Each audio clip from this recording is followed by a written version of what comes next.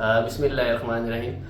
मैं शुएब सिद्दीकी। मैं आज इस वक्त पाकिस्तान मेडिकल सेंटर पे मौजूद हूँ, जो कि समनाबाद मसामी रोड में है। मैं डॉक्टर हमज़ा को चेक करवाने आया हूँ। माशाल्लाह इन्होंने बड़ा बेहतरीन चेकअप किया और यहाँ पर बहुत सारी सहूलियात हैं। लेबॉर्टरी की सहूलत है, मॉर्निंग में यहाँ पे अल्ट्रासाउंड कर रहे हैं, फीमेल डॉक्टर की सहूलत मौजूद है। इसके अलावा शाम में जो है ना वो डॉक्टर बैठते हैं शाम 4 बजे से लेकर रात को 10 बजे तक।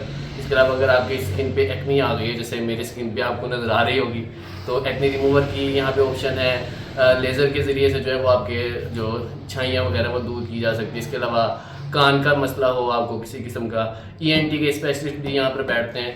तो मैं रिकमेंड करूँगा कि सब दोस्त पाकिस्तान मेडिकल सेंटर पर तशरीफ़ लाएँ, इंशाल्लाह फ़ायदा हो।